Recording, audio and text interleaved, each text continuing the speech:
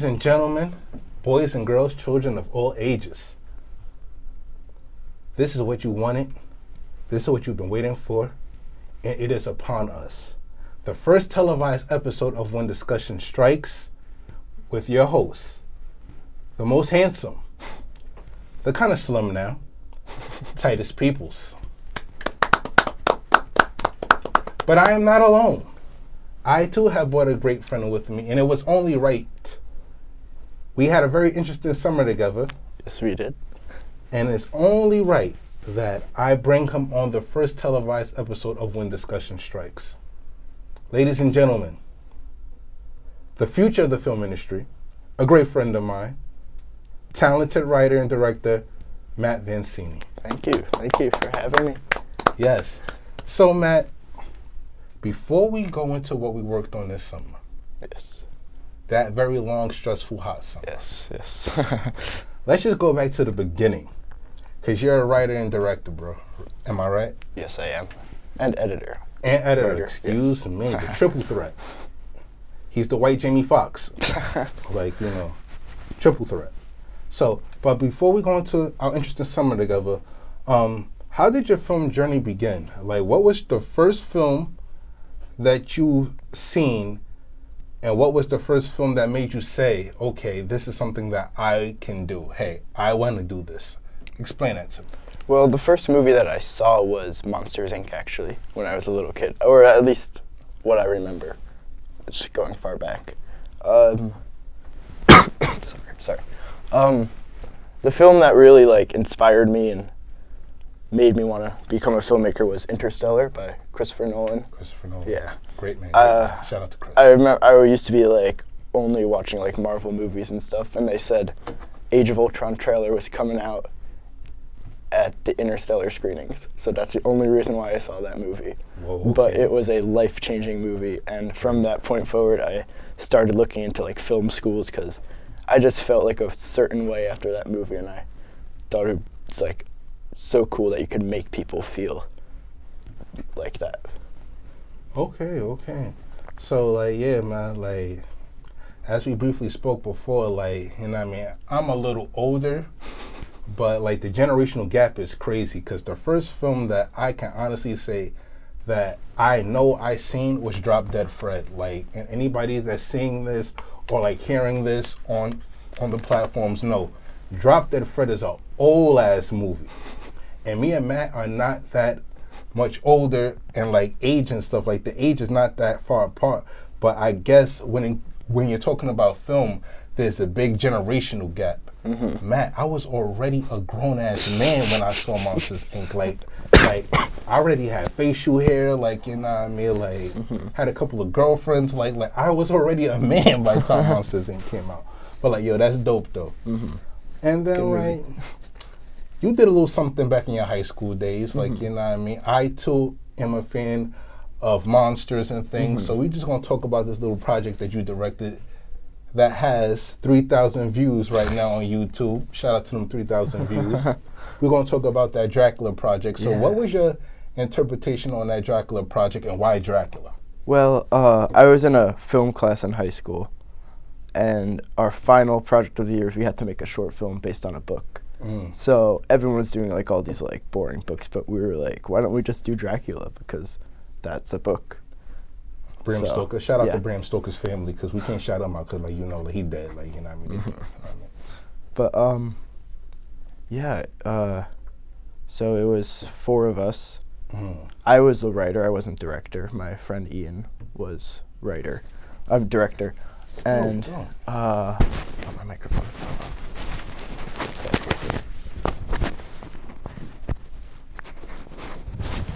The microphone falls off, but the show never ends. We're good. My boy Puff Daddy said, whatever happens, keep the cameras rolling. Baby, the cameras are still rolling. All right, so talk about so get back to that. We filmed exterior shots at an abandoned mental home in Middletown, New York, which was really scary. All right. So we got those good exterior shots. And we brought it into the class, and everyone was showing their little short films, but then we brought in Dracula and wowed everyone. All right, so did your teacher have any gripes about y'all going to like this abandoned mental hospital? Like, was there like safety precautions? Because like you're still a kid at this time, so I could just think that her state of mind was like, okay, you guys shouldn't have did that, but it's a dope film, but you should have got some consent, like, you know. Yeah. We're like, he wanted us to film at the school, but we knew we couldn't get like the right film if we filmed there because it's Dracula. You can't film Dracula at a school. Yeah, exactly. So, unless you're doing Twilight and you weren't doing Twilight. Yeah. So. Nah, but that's dope though. So now for the main event. Fast forward. Young Vincini has graduated from his Dracula days. Yes, I have. He is now a student at DFA. He graduated. And now there's this project called The Cattle Farmer. Yes. Explain to the people, without going into details, what and why. Because I was executive producer on the project and I'm still kind of confused half the time. Because when people ask me about The Cattle Farmer, I just be like, yo, bruh, just think a very, very psychological version of the Texas Chainsaw Massacre. Well, I'm very influenced by like... Without the chainsaws, obviously. Yeah. I'm very influenced by like the modern horror scene that's sort of going on right now, like Hereditary, Midsummer, Yes, The Witch. Hereditary. Yes, we spoke about Hereditary and how much that movie scared the shit out of us. So I wanted to make sort of like a non-traditional horror movie and just like away from like the jump scares and more of like a psychological, like disturbing movie. So The Cattle Farmer is a story about a foster boy who gets adopted into a family and everything starts to go wrong from there. And very wrong from there. Wow. And then right, for the audience that is tuned in, I jumped on this project because when Matt pitched the idea to me, I thought it was a phenomenal project, and I still do think it's one of the greatest projects that a student from DFA has worked on. Like, and then this is his feature film, like, you know what I mean?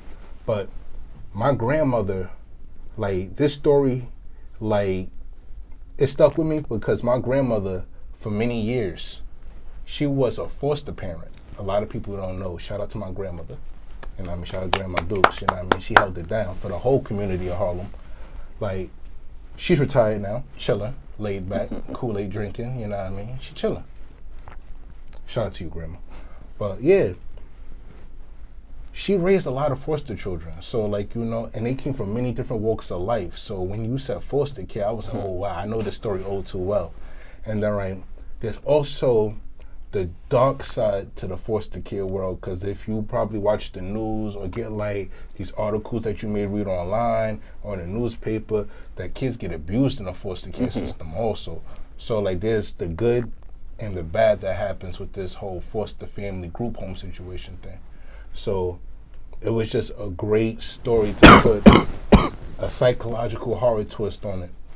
And like you did an excellent job on it. Thank you. So yeah, man, so how was it working with the cast? Like, you know, like shout out to Phil, like, you know, everybody. Let me try to name everyone. There's 9. Okay. Phil, Jake, Hannah, Katie, Connor, Ian, Bettina, Doug. Did I say Ian? Yes. Who am I missing? Like you're missing somebody. Who am I missing?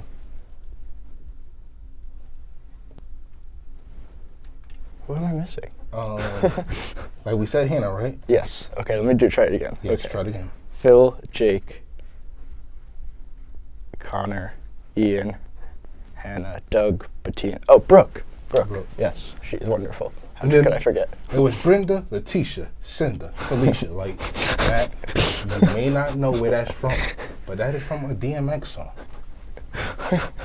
But yeah, so like these are all phenomenal actors and actresses that. And shout out to Kyle, Nooch, and Allie, and Titus for all helping out on this. Cutter, everybody. Like we made this film over the course of the summer, the very hot summer, and like I feel this movie's going to change for us, man. Like this is really, really something that we worked passionate on, and then now that leads into like my other question, like, how is it as an indie filmmaker? Like, like, is it stressful? Yes. Yeah. Have you looked in your reflection and seen any gray hair yet? Because I know I have, like, It's gonna happen soon, for sure. Yeah, so, and like, I often talk about the big boy sandbox and a little kid sandbox. Like, even though we all playing in a big boy sandbox, this is a very different big boy sandbox. Like, you know what I mean? This isn't, this is the independent film sandbox, like, And then, like, there's a lot of crabs in it just all trying to climb over each other. So, like, where do you fit in that? Like, I'm just trying to squeeze my way in. It's really hard because being 21, it's really hard to be taken seriously as a filmmaker.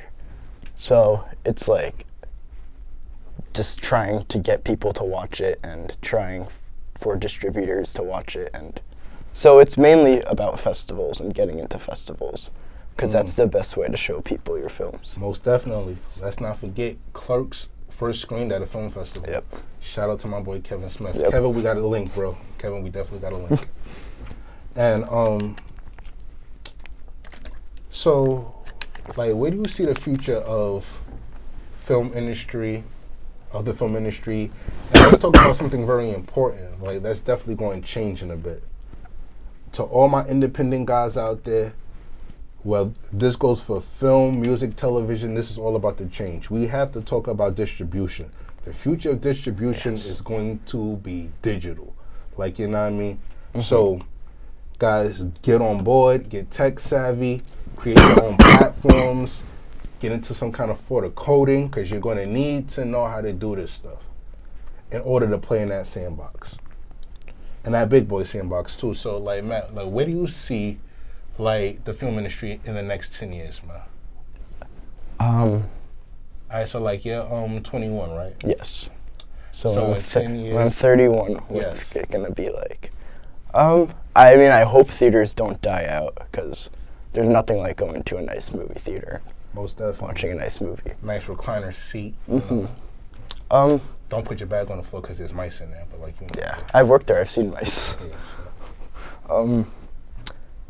I don't see it dying out, but I do see Netflix becoming a lot more popular. They're gonna definitely like run the Oscars soon. It's already happening, like with Scorsese's new movie on Netflix and Marriage Story is coming out on Netflix, and those are like two big Oscar runners or hopefuls this year. So I feel like theaters are gonna be still a thing, but not as popular, like not at all as popular, which is sort of sad, but. You know what? I agree with you, but I think the people that are going to go to the films and go see them are people that really actually like that experience. But like, where I see the film industry going in the next 10 years, like, I just turned 32, so in the next 10 years I'll be 42. Hopefully on my third wife, like, my 5 kids all the way at school, because I don't want nobody in the house. I'm walking around with a large thing of Hennessy, just looking at my Oscars and my awards. I'm like, all my kids do is ask me for money. These divorce settlements are kicking my ass. So at 42, where I see the film industry is I feel all these big cable companies are going to take over these platforms. Like, you know how like you have Hulu and all that stuff, like you have them on now, but say if you have Comcast, like you can have Hulu, but you can't have the other platforms because like they're sanctioned to like other companies. So I feel that the distribution game is going to change because like these big cable companies are going to tap into these platforms and be like, okay, you're going to stream this, and then same thing with like all these other big production studios, like they're going to start signing deals with all these other companies, so like their films can only be shown on that platform. So if you wanted to see a Sony film, that's like a film that's done by Sony, will only be like hypothetically shown on like Hulu. It won't be shown on like any other platform. So yeah, that's interesting. Yeah, so I definitely see where that's going. Something interesting that just happened is Netflix bought a movie theater to show their Netflix original movies. Yeah, exactly. So like that just goes to show you that it's slowly happening now. Slowly happening now. So Sorry, I keep on coughing. nah, bro. Like trust me, I just Gotta got let over. them out sometimes. I literally just got over a cold. Literally just got over a cold. I made it out here though, so Yes, all sir. that matters. So what else? How like how do you see like 40X? Like, you know, I'm a big 40X fan. Like, you know what I mean? What is the future of that? Like, you know, how do you see I've never like, been to special one, actually. effects? But I just like watching a traditional movie.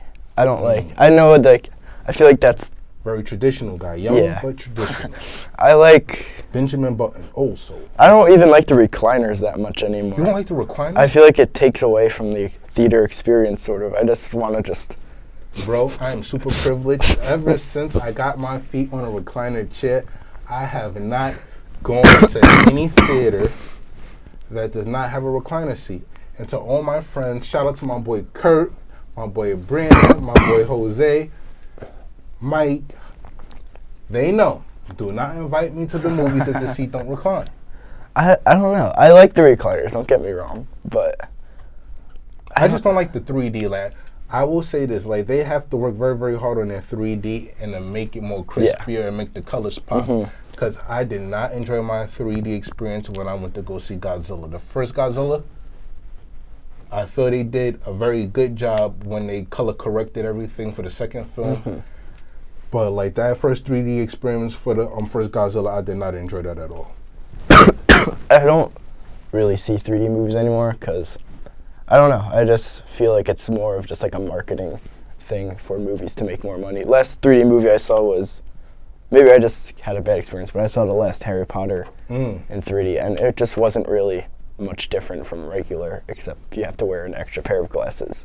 Most definitely. So, I don't know, not the biggest fan of movie add-ons or whatever you want to call it, but I totally agree with you. And to all my people out there making movies, doing that, I have to make this PSA. Please, under no circumstance, think that putting your movie in 3D is going to make it any better. If it's doodle in 2D, it's just going to be doodle in 3D. Like, you know, like, do not, like, waste your money with that extra tech and extra time putting it in 3D, because it's just going to be a bad movie in 3D. agreed. Instead of having a bad movie in 2D, now you got a doodle movie hopping. Unless we're talking about Spy Kids. Yeah, like, you know, so. That's the standard for 3D movies. Yes, Spy Kids is the standard for 3D movies. They actually use 3D very, very well. Shout out to Spy Kids. Yes, let's make the reboot. Yo, listen, man. A dark Spy Kids reboot. Yo, bro. A24. A24. Shout out to A24. Yes. A24 is very, very. Oh, Adam Sandler's new movie. That movie's going to be incredible. I didn't get a chance to see it yet, but it's going to be so good. Yo, it's going to be great. It's going to be great. So, Matt, future projects, like anything you're working on, anything you want to tell the people? Yeah, I'm not going to say much, but I do have a script done for my next feature film. All I will say is it is 10 times more messed up than The Cattle Farmer. Bro, and just when you thought it couldn't get any worse than A Cattle Farm, just when you thought it couldn't get any worse than weird shit going on in foster care home, like, it's about to get more freakier, more demented, and more sick. And at a different time period. That's the other thing I'll say. It is a period film. Okay, That's all I'm going to say, though. Okay, so ladies and gentlemen, like you heard it first. There's a movie that's coming out. It's going to be way more crazier than The Cattle Farmer. It's going to be demented, so get ready. Like, you know. So, how do you feel about cameras? Like, let's talk about the tech aspect for something. Yeah, I was actually because, like, you're a big, like, camera guy also, too. Like, so what's your favorite camera to use? I was just thinking about this morning. I really like using the Red, but I really want to switch over to film when I have the right money. Because as much as I love a good-looking film, I like story a lot more. And I feel like the story is more focused on if it's shot on film. I don't know if that makes sense, but No, that does make sense. because I feel like if you're shooting on like one of those nice like clear lensed cameras, like everyone's like looking at the cinematography, like, oh, the cinematography is amazing. But if you're shooting on like a 16 millimeter, yeah, I like 16 millimeter a lot, or 35 millimeter. You get more of like a grainy look, and it's just, I don't know, the story sort of pops out more. All right. So if you got a phone call right now from any director to work with, who would you want to work with? And I think I know the answer to this, because like you talk about him a lot. Like he's one of your biggest influences. Wes Anderson. Yes, I was just gonna say Wes Anderson. See, I know this. See, I spent a lot of time with Matt, so I know this. Yeah, I just think he's a genius, and my work is nothing like his work, but I just really feel like he has his own unique flavor, and he just makes stuff like no one else makes, and I really like aspire to be like that.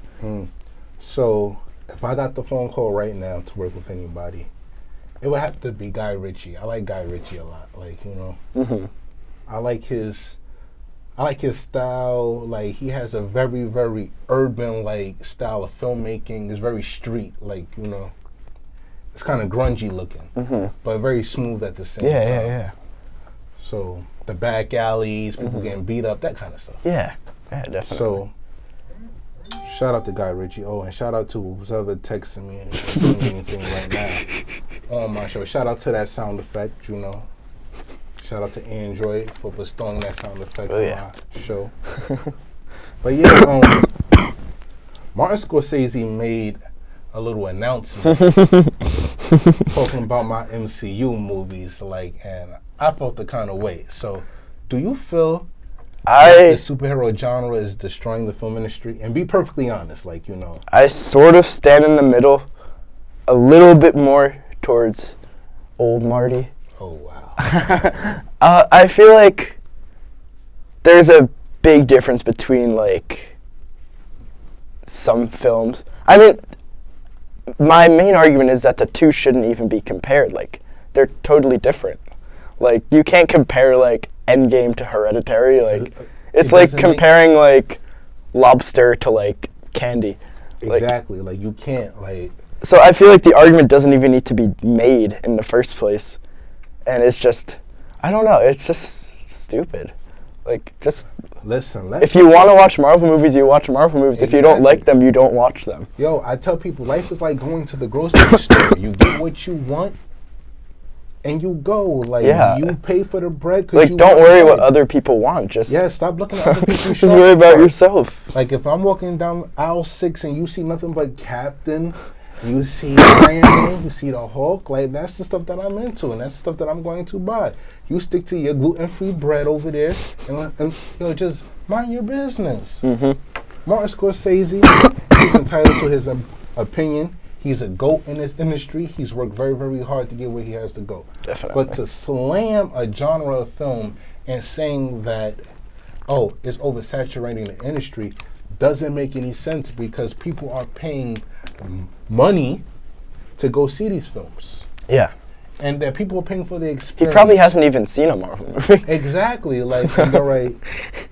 And then to say that about superhero films and then be at one point tied to the Joker film is actually kind of strange. Yeah. Like, I was just like, huh? He's just from a different generation than a very different generation. He comes from the Mean Streets. Shout out to Mean Streets. That is a phenomenal Martin Scorsese movie. Mean Streets is dope. My favorite film by him is Shutter Island. Shutter Island was incredible too. Like, yeah, so Matt, like, we're getting close to the end of this first great show, man. Clap it up for this show one more time, man. Like, yeah, man. So, but I just want to get into something, because we briefly spoke about this off camera plenty of times. Shout out to the cough, like, you know what I mean? Like, shout out to the special sound effects that's being added to my show, like, you know. Seeing this, every time I laugh, I cough. Like, you saw his cough dab, like, incredible. Like, let's talk about your top 10 films over the last 10 years. Okay, I have a list. I'm gonna open it down here. We got a list. Okay. We gonna see. So we start with let's start at the bottom. Okay. Oh wait, so 1 being the best, and then 10 being 10. All right. So I mean, they're all my favorite films of the decade. Oh, okay. But just some are better than the others. Okay. So number 10 is Wes Anderson's Grand Budapest Hotel. Okay, great. Which movie. is a really good movie. Number 9 is Birdman. Birdman. Which is, love that movie. Not to be mistaken with the CEO of Cash Money Entertainment, but shout out to Birdman. Number 8 is Manchester by the Sea, which came out 3 years ago, I think. Number 7 is Hateful Eight, Tarantino. Hateful Eight, great movie. Number 6 is Call Me By Your Name, which came out last year. Number 5 is Moonrise Kingdom by Wes Anderson. Number 4, a lot of people are surprised by this, but 10 Cloverfield Lane. Okay. Really love that movie. Number 3, It Follows. Yes. Oh my goodness, It Follows is an incredible movie, amazing, bro. yeah. Number 2 is Hereditary. Oh my God. And number 1 is A Ghost Story. Oh, A Ghost Story Which and is Hereditary back an to acquired back. taste. Oh my goodness, bro. A Ghost Story is, that movie, bro, kept me up at night. Hereditary, bro. That movie was so scary. I would wake up out my sleep at 2 o'clock in the morning thinking about Hereditary. Me too. Yeah. Like, this movie I barely slept the night after. Like, it was just, like, so real that it was, like, hard to, like, let it sink in. And then that's a true horror film. Mm-hmm. Like, I'm over the jump scares. I'm over the whole kids in the woods, guy with the mask, with the knife.